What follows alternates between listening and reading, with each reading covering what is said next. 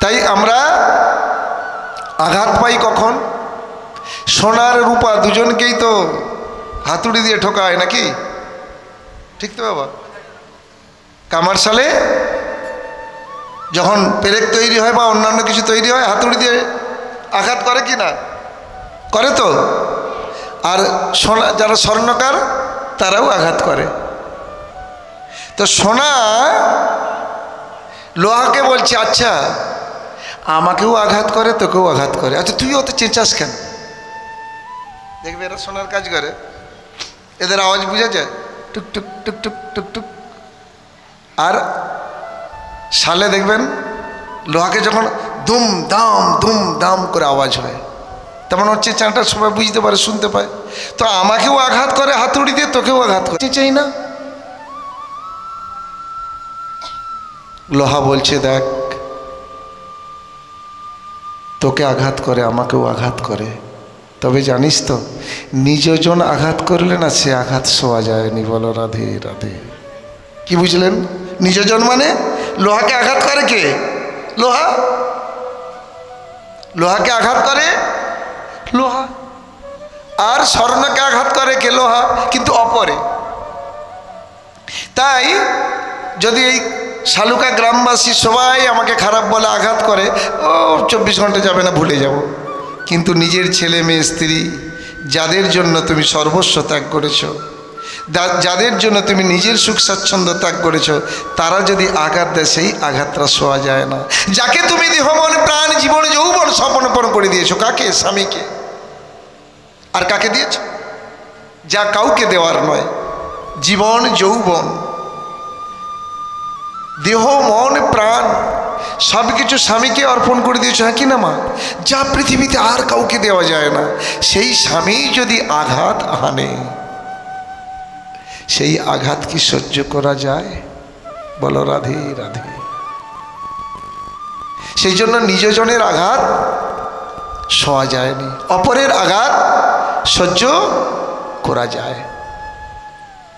তো এই পদম পদম তদ্বিপদম, এখানে বিপদ আছে, থাকবে, আর বিঘ্নরাজ বিঘ্ন ঘটাবে, কিন্তু স্পর্শ করে চলে যাবে।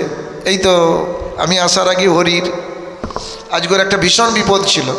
ও যদি আজকে বাড়িতে থাকতো, ওর মৃত্যু যোগ ছিল, ওর মৃত্যু যোগ ছিল, এটা নিশ্চিত মৃত্যু যোগ ছিল আজকে। তার মানে কারেন্ট ও কি করতেছিল, লিকেজ ছিল, সেখান থেকে বোধ হয় টেনে রেখেছে, আর্থিংটা তো পেয়েইছে, একদম মাটির সঙ্গে সংযোগ ছিল।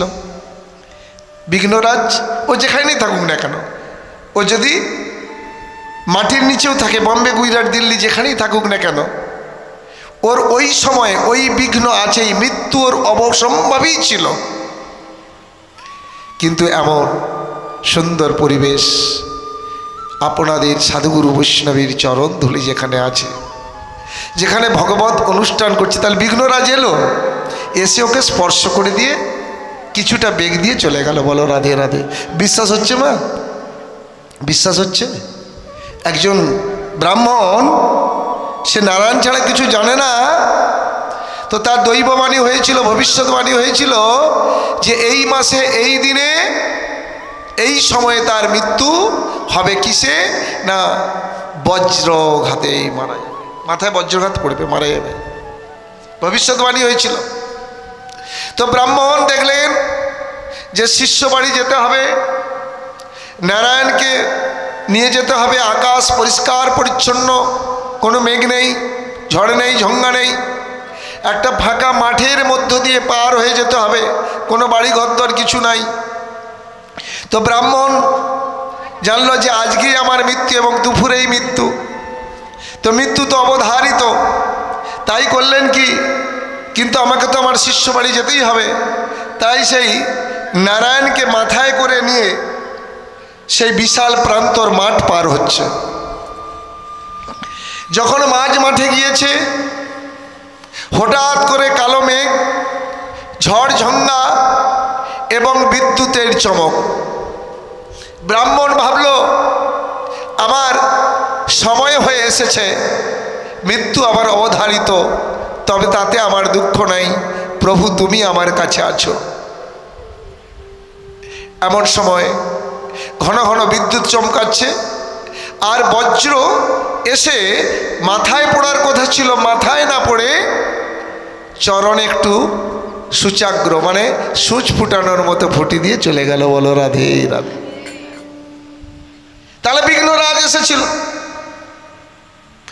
এটা অনুভব করতে হবে, জানতে হবে, বুঝতে হবে।